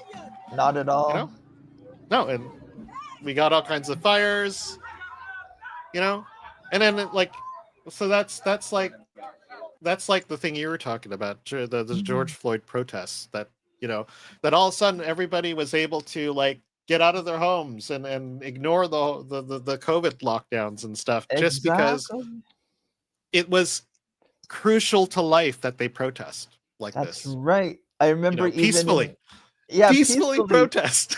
I remember at that time they had these they had these parallel protests in Canada. I remember Justin Trudeau himself was out in solidarity with the protesters in the States, bending a knee, and you know, like in solidarity with Black Lives Matter and all this stuff. And Yeah, and Theresa all kinds Tam, of and during COVID, right? And Theresa Tam came out and said people should attend the protest as long as they, you know, wear mask masks and or social double distance. mask. Like, Remember that double masking was a thing at one point. Yeah. It's like, yeah, it's you know, like and they're then making like, all this up. and then you know, like I'll go on the internet and I'll watch like a bunch of musicians respecting the mask laws, playing their wind instruments, you know, through a hole in the mask that they were wearing. It's like, it's like, are these people for real? Like, what's wrong with them? It's like, I can't believe we lived through that madness, honestly. yeah, and then It's nobody amazing. wants to acknowledge how crazy this is, you know, and Yeah. hence we have the show, you know, because we want to Exactly. talk about stuff like this, you know, like everyone ignores this shit, you know. Yeah. This happened. This Exactly. happened, and this was not January 6th, you know. This was not January 6th, and then if you start looking at like, you know, like the craziness that was January 6th, I don't think anybody told it better than this guy, Tucker Carlson. This is his famous thing. This is the famous one of the famous things that got him fired. Exactly. Remember? Yeah. Yep. And this was last year, I believe. Because he presented a different narrative. It turns out there's quite a bit of video you haven't seen. Like, you see any fires? I don't see any fires. Do you? Do you see any people being threatened? They were basically taking him on a tour of the nation's capital. And when the January 6th trials came around to prosecute all these people, remember that? They were prosecuting people who were even in the city. And they were even prosecuting people who weren't even in the city. That's right. You know? That's exactly why the Democratic Party and its allies in the media prevented you from seeing it. Yes. By controlling the images you were allowed to view from January 6th, they controlled how the public understood that day. They could lie about what happened, and you would never know the difference. Yeah, and so this happened, and then all of a sudden people were crying about January 6th. Oh my God, it's like even more what, tragic than they were comparing it to the all kinds of stuff. The what do they call it? The storming of the Bastille or whatever. No, I'm kidding. No, well, even like what was it? Like the Nazis putting Jews in concentration camps. It was as dire as that. Exactly. You know, like the nation almost fell to the horn Viking dude. Yeah, the mega shaman guy. Yeah, I know. Megan Chapman, who got released because of this report, thanks to Tucker Carlson, who has been held for basically wandering into the Capitol building. That's right, and there's still people being held in jails, in facilities right now from January 6th in the United States. They're still being held. No trial. And no trial.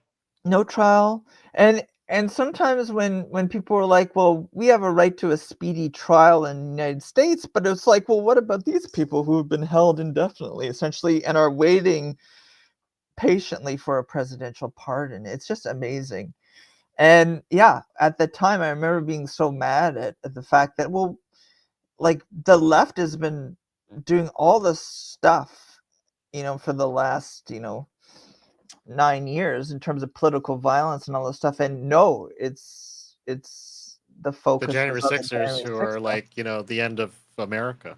And all Yeah. that. And yet, we look at all this footage that we've seen, like from, what was that, the Minneapolis one? Like, I don't know if you know anything about, where's this guy?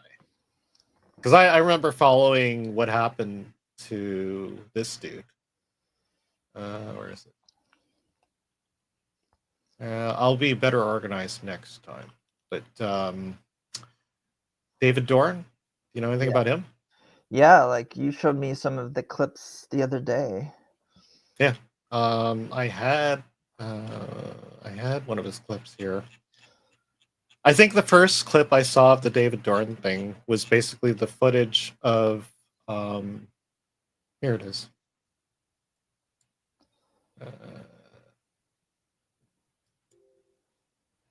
So that's him on the floor. Yeah. And basically what happened. OG, OG. come on, stay with me, OG, stay with me, OG. Dude and his phone, who was part of actually, like, what happened was he wasn't on duty.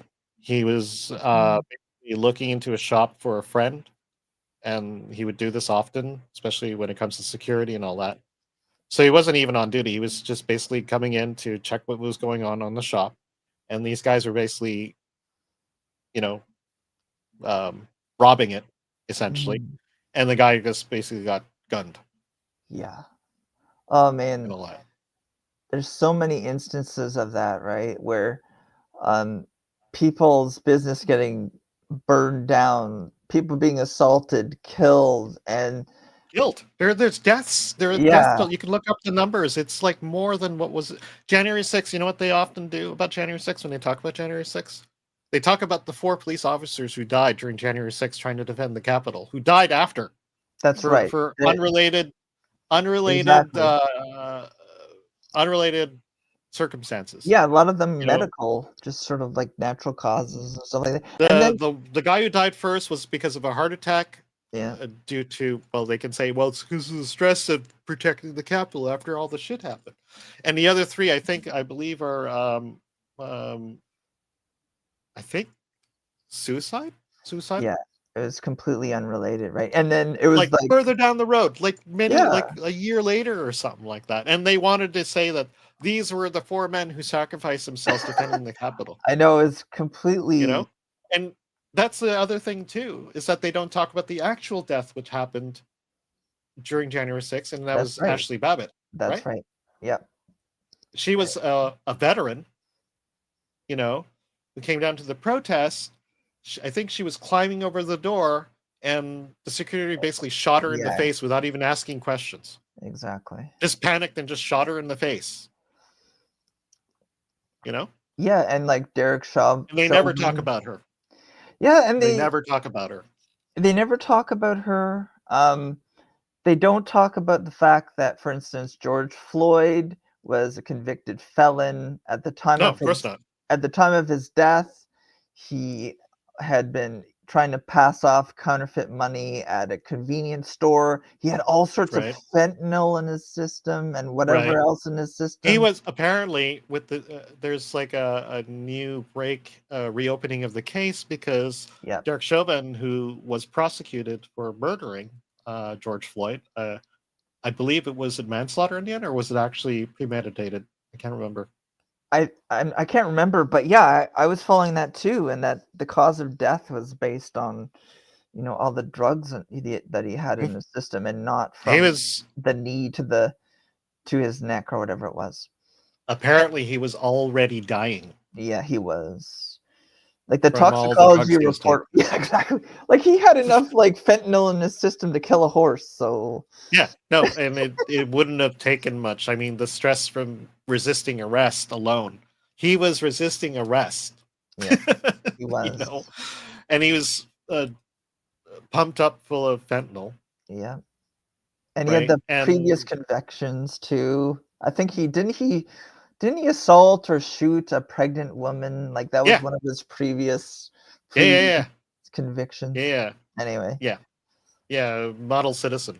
Yeah, exactly. And the point being that it was such a contrived controversy, and the left and along with the mainstream press, they stirred up the entire country, particularly the Black community. And the irony is that every time these things that happen, like at Ferguson with Michael Brown, or Freddie Gray, or George Floyd, something called the Ferguson effect happens, because like policing gets put under the microscope, police back off, they don't do their job, and they don't engage criminals, and the true victims because of this are the Black community. Because they go rampant, and they mostly perpetrate crimes on their own people. Yeah, and it's sad. They don't go into white neighborhoods and start robbing white people, of course. No, they rob the locals, their locals, and exactly. they run gangs, and they hoard some kind of fiefdom over them. That's right. And it's like the victims of this crime and this lack of policing are people in the Black community, and it's really sad. Your mother got me to watch The Wire. Yeah. The Wire. That's a great show. It's rough, but The Wire basically had that all out, all 5 seasons. Like this is what the result is. Yeah. These crime-ridden communities that the police basically have to negotiate with now. Nothing about busting crime, nothing about justice, just negotiating some kind of peace, so like a whole plethora of gangs don't start shooting each other and stuff. Yeah. There's nothing about justice there. It's just about keeping the peace. It's almost like you might as well just be in like some kind of like third world nation, with tribal warfare. Yeah, tribal warfare, tribes just fighting against each other, and whoever is the strongest is the ruler and stuff, because that's what it looks like in the big cities now.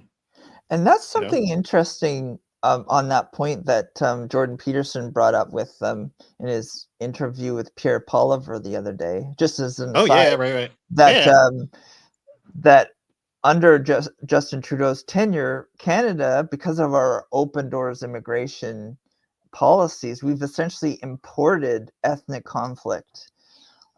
And he's right about that. We have like Sikh communities in the Toronto area going out, Sikh and Hindu communities going at each other. We have the influx of Eritreans. They're bringing their war here, and amongst the mean, people who live here, and it's sort of like, look, dude, we don't want you that. come to this country to start over, not to bring your shit here. And that's what a lot of people don't talk about. It's like they'll tell you like, oh, it's you're not letting them live their culture, and that's what this country is about. Bring multiculturalism in and all that. But of course, they don't talk about like the cultures who like basically go against what it's supposed to be, being Canadian. Not feeling like you're oppressed, not feeling like other people have power over you, that you can basically work hard and get a home, start a family, and all that shit. Yeah. It's like these now there's like a subculture within our cities, and everyone's afraid of like being part of that war that got brought over here from elsewhere. Right. And we lose that social trust that we're used to, because before things were pretty good here, and we enjoyed a trust-based society. And now, I mean, we people are looking over their shoulders, and they're worried about terrible conditions. Look, I mean, I remember like growing up, high school, and I mean, yeah, I mean, it's still I was still a minority in the school. I mean, compared to everyone else, I was like a minority, and there were some black kids in school and stuff like that. But I never felt in my high school, especially, this race thing. You know, like maybe when it came to like girls and stuff, whatever. Like different races, you start thinking about shit like that and all that. But when it came to like, I remember like going to Ottawa on a field trip, and I was sharing my room with a Filipino guy who I was really good friends with, and Lincoln, who's like the black dude in our class, and he was cool, and it wasn't a problem. There was no culture clash. We were just kids. Yeah, same with my friends. Yeah. Like I didn't see on that level any difference between us. I mean, yeah, they do things differently sometimes, but I didn't ever look down on them. I didn't think they were stupider than I was. If anything, I thought that they were cooler because they played basketball better than I could. Or they were really good at being, not that, I want to say black people are about the athlete and all that stuff. Of course, that's just a stereotype, but I mean, like, they were kids who were good at stuff, and I never really related it to the color of their skin, and now I felt like we've gone back in time, and now the color of your skin does matter, and now the color of your skin determines whether you're going to get an interview or not, because they're looking for less of you and more of everyone else and stuff. But the problem is, like, well, you're in a country where a lot of the people are the people you're basically turning away. So that's why you have a large population. You're starting to get this large population of people who don't work. That's right. Or who are not being incentivized to work or to find a job or earn a living and stuff.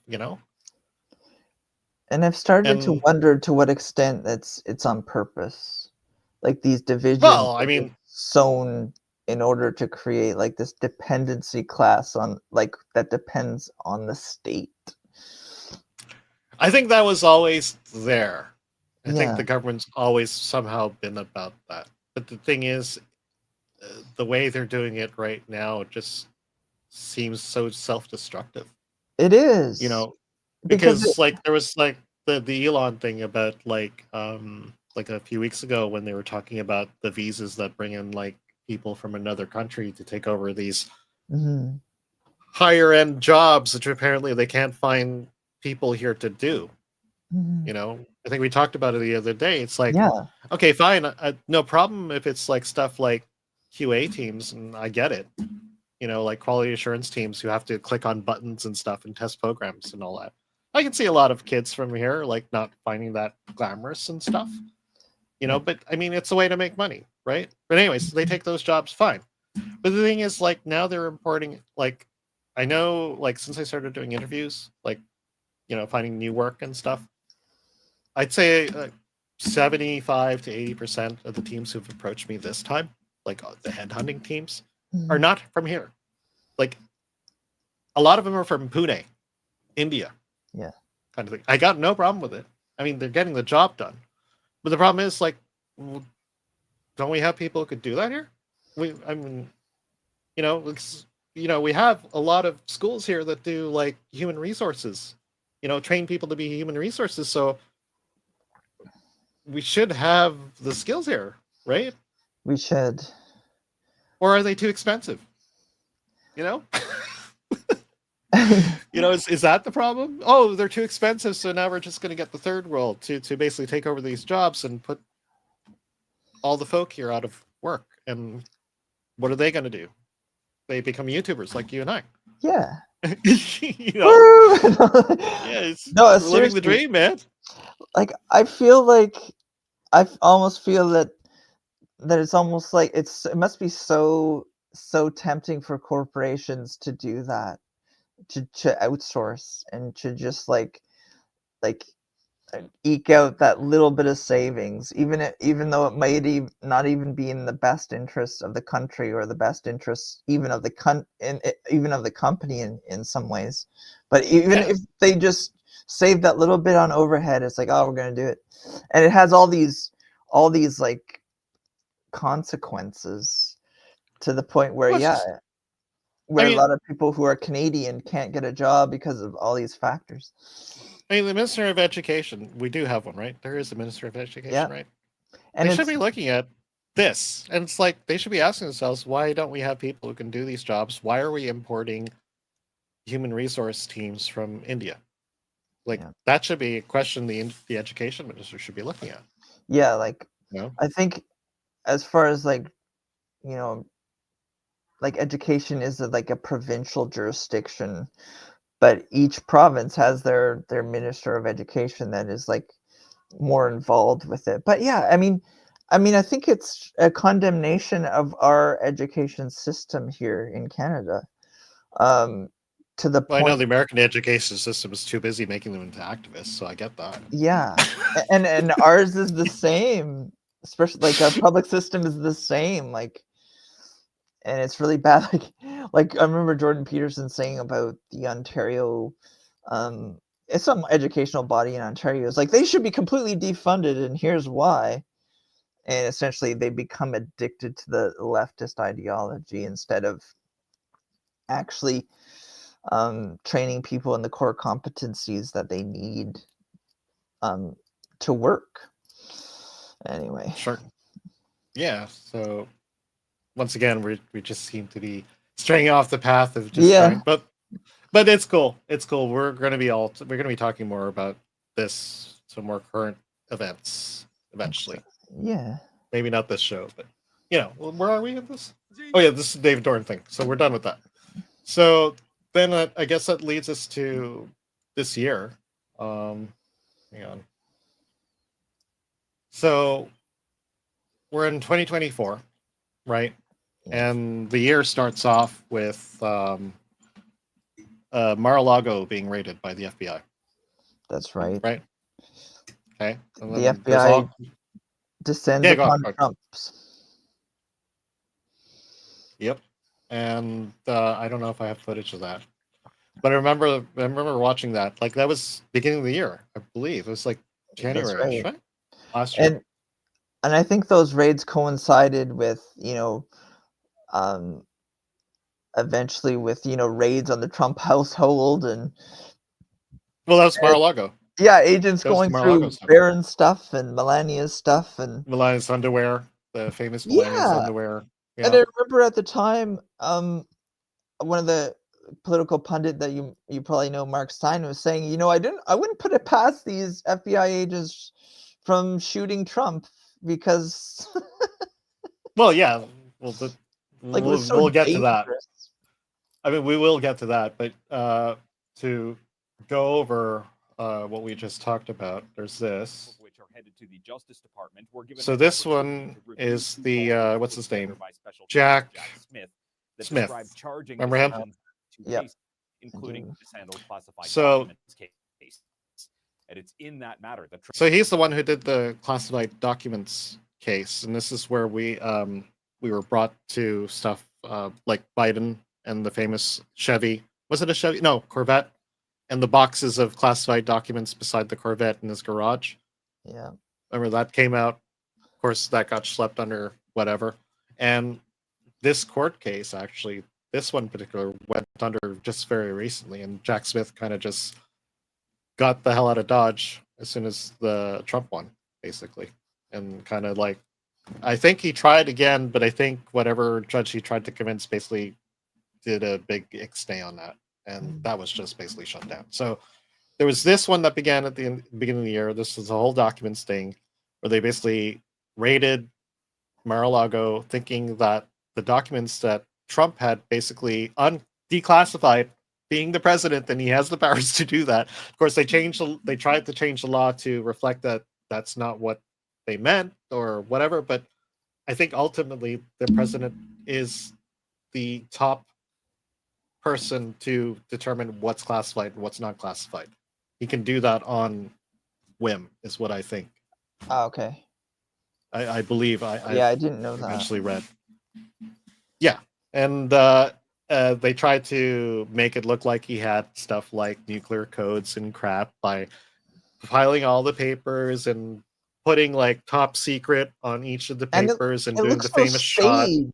It looks so Yeah, it was staged. yeah. Oh my There's god. nothing. Apparently, it was like memoirs and stuff that he wrote while he was a president and all that. Nothing incriminating, no nuclear codes or whatever. Although they wanted you to believe that. And it was so ironic, right? Like when you think about Clinton and her illicit server that she had. Oh yeah, in yeah. her She had own this home. server. Yeah, basically break protocol about people having emails that are not official emails, and to basically receive information. And of course, she was receiving information. What was her deal? She was selling something, right? What was the deal with her? I'm sure she was, and she had this illicit home server. Like it was, I mean, Yeah. it went against the law, basically. But Well, she had it basically, anyway. she could receive emails and have complete control of what anybody read of the emails. Like no one would be able to know, because it came directly to her server. No one would have access to what those files really were, and apparently there were communications, all sorts linking of her to all sorts of stuff she was doing. like that Benghazi or whatever. Yeah. Yeah, like not spying, right? Just sort of like influence peddling. Right? Yeah. Okay. So being paid to push certain policies because they were the people in charge. Mm-hmm. Okay. All right. So there's that, and of course, there was this one, the famous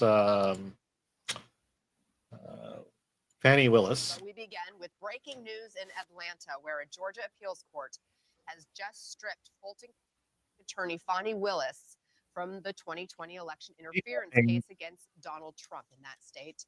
Let's bring in. I don't know if you remember her. The Atlanta I do. And former. I believe it was something to do with, once again, something real estate deals and stuff. I believe that's what it was. And she campaigned on nailing Donald Trump for. I think was this the one where they changed the laws so that they could actually prosecute him on that, or they were trying to prosecute him on things that people would normally do anyways. Like there was one. The real estate one, from what I remember, or one of the real estate ones, was basically they were trying to accuse him of it was the one where something to do with Mar-a-lago, and he had borrowed money to do development of Mar-a-lago, and of course you do the whole thing where you do the proposal, right? And of course you pad it because you like a factor of safety almost, right? But the thing is, the bank would review it, and if the bank felt like that this is a good deal and we can make the amount of money and we're cool with it, and they signed off on it, right? That's essentially what they did. So essentially what they were trying to charge him on was the fact that he had inflated the price like you would normally do in a bid, so you would have ample enough funding to finish your project. Yeah. And there was wasn't there all sorts of collusion between like Fannie Willis and and the judge and all this stuff? Yeah. Well, Fannie Willis is I believe she's the district attorney. District Attorney Catherine Christian. So no, Fannie Willis was the district attorney, I believe, and she hired her lover, not husband. Yeah, lover. That's what I'm thinking of. Nathan Wade. Yes. Nathan Wade. If you remember Nathan Wade. I do. And I believe there's a famous meme on him. Nathan Wade thinking. I believe. This one. Let's talk about Tennessee. You booked a cabin in August 2023 and paid for a cabin in Tennessee. That's when you paid for it. I don't know when the trip was. Can you tell us about that? August of 2023. You booked a trip for $1,481.54. Are you asking me, did I take that trip with Willis? Or are you asking me? First, I was just asking you to acknowledge that that is correct from the records, that you paid for a So- cabin in Tennessee. Do you recall, and hopefully you can do it from your memory, do you recall paying for a cabin 6 months ago, $1,400.81 in Tennessee? Where are we now? All right, anyways, here's the deal with this. Okay, he's talking about a cabin, right? So here's the deal. So the deal is that she would get funding to basically prosecute Donald Trump, right? And she hired her lover and paid her lover to take the case, and then he would take the funds that he was paid to do these trips with her, like the cabin that he's forgetting. Like at the time all this was going on, and I kept on seeing the stories about Fannie Willis and this guy Nathan Wade, and I was just dismissing it as more lawfare, absolute contrived corrupt BS, and I just dismissed it. Like I hardly even followed the detail of these cases because I was like, oftentimes I'm on this news aggregator and all these stories were coming up. I'm like, this is just more corruption trying to, then they couldn't even get the corruption right. That's how bad it was. No, they screwed up so badly. I mean, basically I was watching the case, and in the end, I think the Trump's lawyers basically brought to the foreground that these guys were making money off the people, trying to basically ram this bullshit case through. Yeah, and they were profiting off of doing it. You know, because she it's not like she hired some contractor and the contractor did the job. She hired somebody who basically brought her on trips. Yeah. You know? And when you think of it, like everything we've witnessed with Trump over the last decade, it's been so I don't even know. I'm just astounded, along with like probably everyone else, that we're not even done yet. I know. This is just 2 of 3 of the main cases against him. Of course, the last one being the what was the deal? There was the Jack Smith one. Oh yeah, and was the one in New York? Well, the one that basically that held is the one in New York. The one, I believe that is the one about. Oh, that's it. The one in New York is the one about the real estate and stuff. Oh no. The one in New York is the Stormy Daniels one, the hush money one. Yeah. And they had changed the law, I believe, to actually. Oh, and here's the deal. I think in the case, the really fishy part about this case is that the judge told the jury that for all intents and purposes, he did something wrong, even though there's no legal case proving that he did something wrong. We're going to assume that he did something wrong. Mm-hmm. So given that he's done something wrong, how would you deal the case? Like, how would you judge the case? I don't know, man. It didn't matter what he did. Like, nobody knows exactly what he did. It's just that he did something wrong, and we're going to convict him on the fact that he did something wrong. It's like it's getting into like the realm of the ridiculous. No, it is. And then when I talk to people about it, they don't understand. And it's like they're cheering him on, and it's like, oh, they finally got the corrupt rich person. You know, and no, it's sort of like, no, the government is trying to. And it's an example of what needs to happen. It's an example of what needs to happen when Trump finally gets in there. He's going to have to try as best as he can to clean the entire Justice Department at every level out as best he can to get rid of this lawfare BS. Yeah, and that's what's been, and that's what people don't like a lot of people don't understand who watch the news from CNN Oh, just and all the mainstream media. It's just they think that they're finally getting Donald Trump on the illegal shit he's been doing, and well, no, they're fixing these cases to try to nail him, and the only thing that seems to stick on him is the stupid Stormy Daniels thing. Yeah, That the Judge Marchand, I believe that's his name, is just trying to get his win in. There's no legal justification for what he's doing. and the thing is that we have to remember is that it's not necessarily that they even want to nail him with anything. The lawfare aspect comes from the fact that the process is the punishment. Like, the fact that like you have to pay all this money to just defend these contrived, like, corrupt cases, like because you have to defend yourself.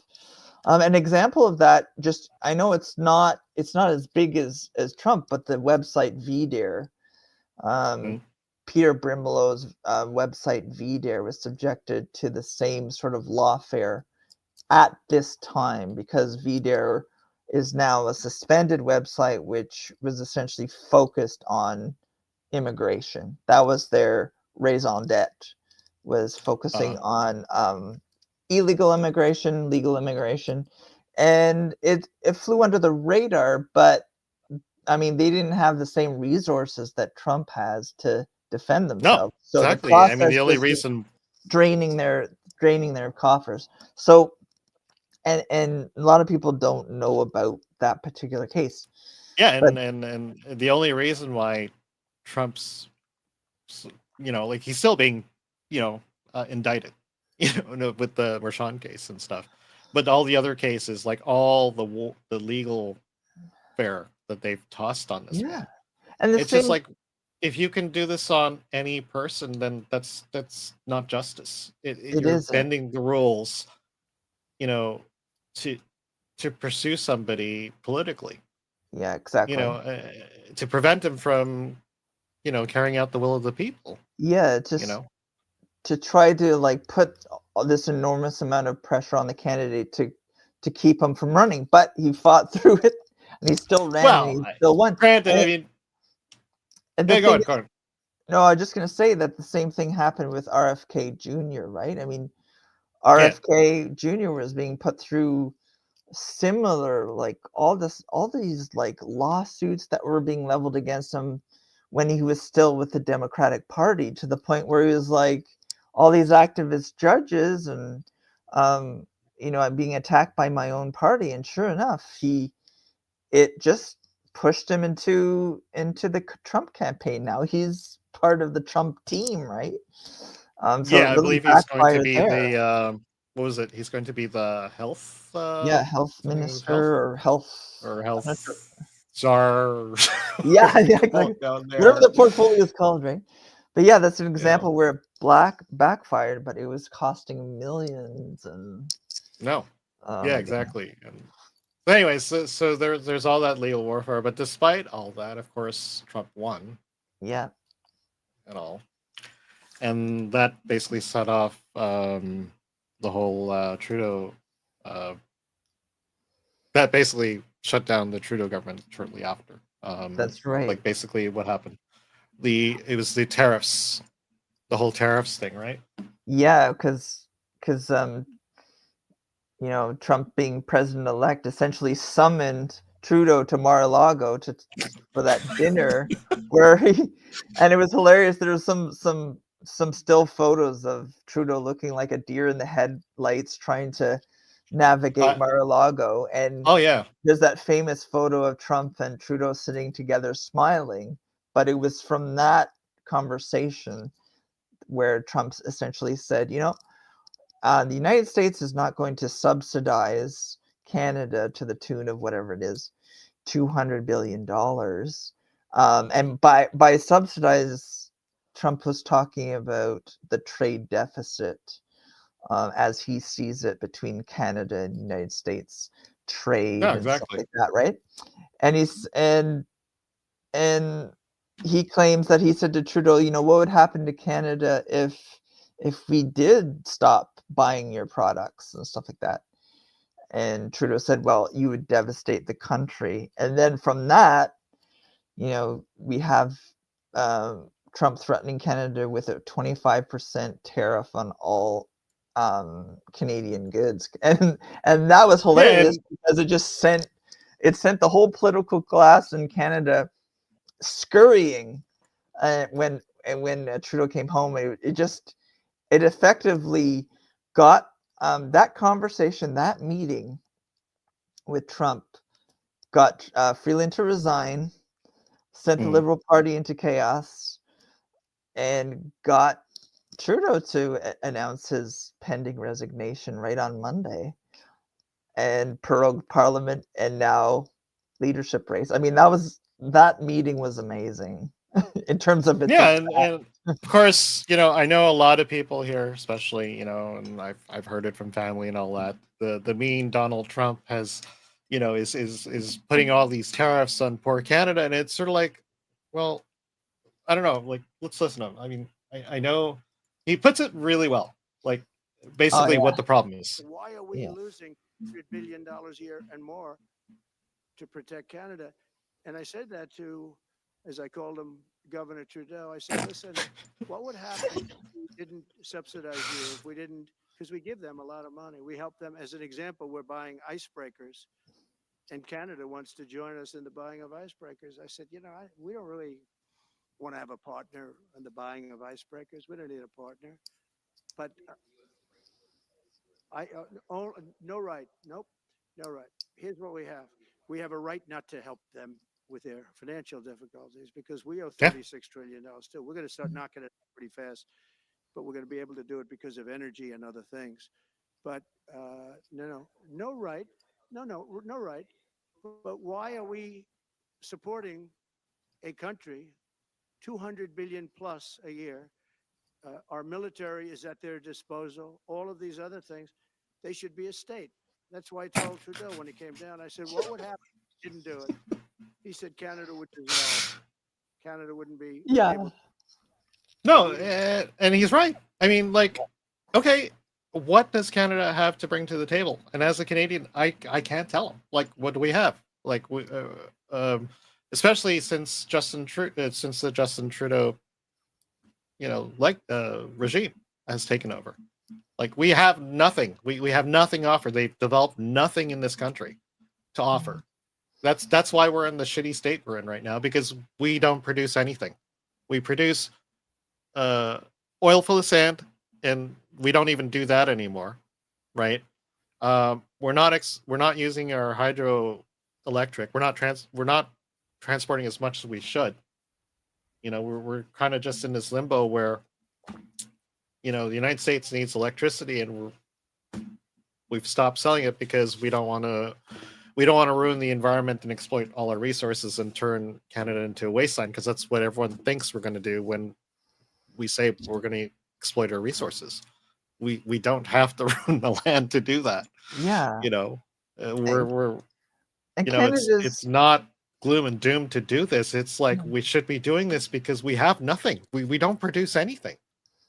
We have a lot of tertiary industries here. We can remotely fix people's computers and banks and crap because I worked in that industry. Yeah, we can develop video games, but none of this stuff is real. And I think what has to happen when we get Trudeau out of there, and let's say, for instance, Pierre Poilievre does win the next Canadian election. Let's just hypothetically, he should get things ramped up as far as oil and gas mining, get it going again instead of perpetuating this hostile environment that Trudeau has created. Like Danielle Smith, incidentally, just had an announcement today or yesterday about how, when she was saying that when Pierre Poilievre wins, like they'll have a partner in Ottawa to start to be able to ramp up oil production, because like even though the tar sands, the oil sands are, it's a different process of getting oil compared to, say, like Texas or something. No, great. The oil is of high quality when you get it done. But it's just it's just that the environment, like as far as regulations and under Trudeau and friends, has been so hostile. Well, it's not even. I don't even. Yes, it is hostile, but the thing is, it's like as if a child is like as if Greta Thunberg is like deciding on like our energy policy. Well, exactly. Nuclear bad. Nuclear bad. Nuclear bad. And like, what's his face there? Gibault, the environment minister in Canada, was like a former Greenpeace activist. And just on the defense front, like when Trump is talking about the fact that Canada can't defend its own borders, I mean, he's right. And about the fact that the American military defends Canada. I mean, we have a small elite military, but it's small. You could fit them in the football stadium. Everybody, the regular force reserve. My sister's part of the military. I know. I know. I mean, they're really good. Don't get me wrong. I mean, they train really well, and they're really dedicated. A lot of them are dedicated to their jobs, but a lot of them are top quality soldiers, but they're not a lot of them. Yeah, and we don't have the Air Force, like, and he's right. That's what the truth hurts, right? Like, America is responsible for continental defense, whether we like to admit it or not. Yeah, because like if China or Russia decides to invade Canada, do you think our military will stop them? No. I remember. Do you remember that episode of The Simpsons where it was a joke? I think it was a Halloween episode where it was like a scenario where there was a nuclear war in the world, and Springfield was designated as like part of Operation Whipping Boy. All nuclear weapons will be calibrated by launching them directly at Springfield. I always think about that when I think of like the Russians coming over the pole and attacking the United States. And no, we essentially be a buffer for the United States. Exactly. They'll go through us, they'll mow us down, and by the time they get to the United States, I mean, yeah, maybe we made a little bit of a dent. Yeah, exactly. And despite the fact that we're in such a like a vulnerable strategic area, we haven't spent anywhere near what we need to on defense in order to maintain our sovereignty. We just haven't, as you know. No, the closest thing we've come to a war is like trading like articles on an island with Greenland or Denmark or something like that. Hands Island, yeah. Hands Island, and prior to that, it was under the Harper / I think Paul Martin years. It was like being involved in the war in Afghanistan, where Canadian troops performed quite well, but I mean, that's 2001 to whenever the deployment ended, and that's since that time, like our armed forces have atrophied. We haven't spent the 2.2% on GDP. We just haven't. And the only victory I've ever heard the Canadian forces ever talk about is Vimy, Rich. Oh, okay. Well, that's a problem, right? Because we don't. That is a problem. When was that? That was World War II. That was the one. That was oh, what one? Yeah. World War I. Well, and don't forget though that Canada's involvement in Korea and the Second World War. Canada always punches far above its weight in these world wars, and in the First World War, Canada, like the Canadian Corps being like the son of a bitch warriors at that time. And that reputation of being warriors has been completely suppressed. No. To the point where nobody relates Canadians to being warriors because we're too friendly, apparently. Except on that, yeah, only on the hockey rink, right? The hockey rink. And don't mess with their fucking hockey, right? Yeah. And that's why what Trump is saying here, it hurts, but it's true. No, yeah, but that's the thing. Like, everyone just thinks like it's the mean Americans being like corporate America and trying to buy out the rest. No, it's like we owe them a lot of money, and we can't really defend ourselves. We can't, and we have nothing to bring to the table. No. And You the know? last, like we talked about it previously, right? Like, our trade negotiations were completely awful circa 2019. Yeah, and now we're in a state where, you know, here, like this is basically what we think of our former prime minister.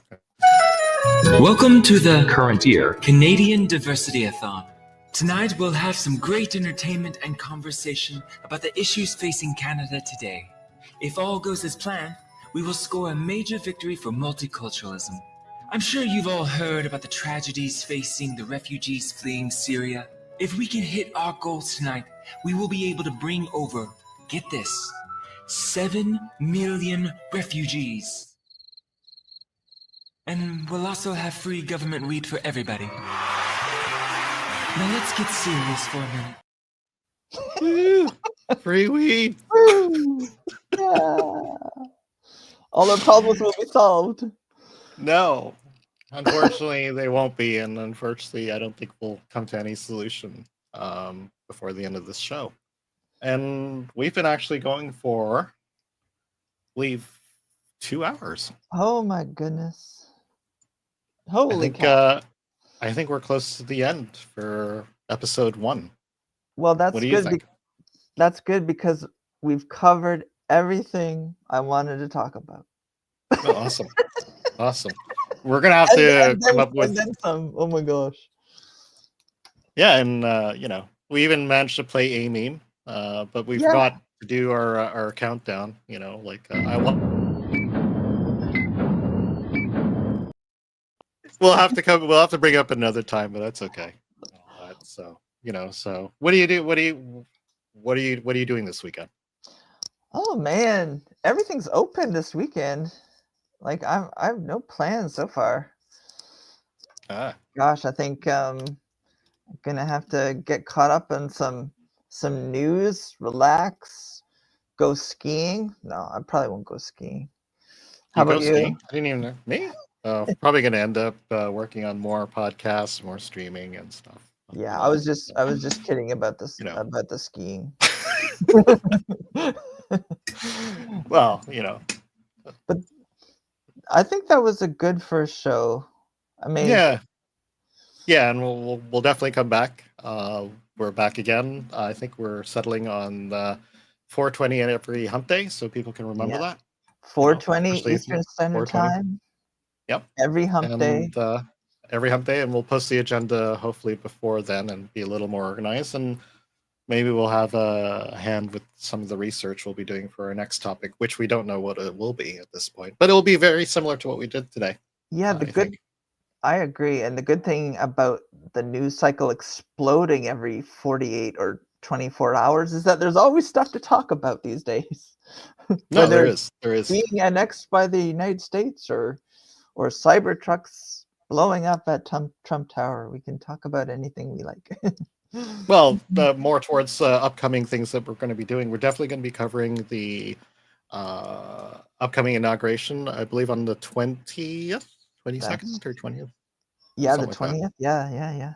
Yeah, we'll be doing a live stream then and covering the events because we'll want to capture all the crying and the tears and exactly and all that and the reactions, and that's all going to be all juicy to talk about and stuff. That'll be amazing. And of course, anything that comes up on the road to the spring Canadian election. Yeah, I hope. I hope it's coming, and I hope we won't be prorogued for the whole year. Although you tell me it's very possible that it can happen, right? I guess we'll see, right? You know, in this interview here with Donald Trump, the reporter was like, "Well, the opposition leader Pierre Poilievre said blah blah blah," and Trump's like, "I don't care what he says. He may or may not win. I don't care."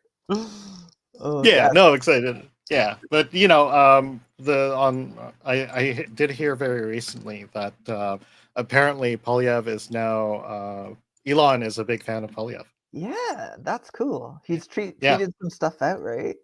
He's tweeted the oh yeah, let's play it since we do have it. He's tweeted this. A lot of people would say that you're simply taking a page out of the Donald Trump book. Like which people would say that?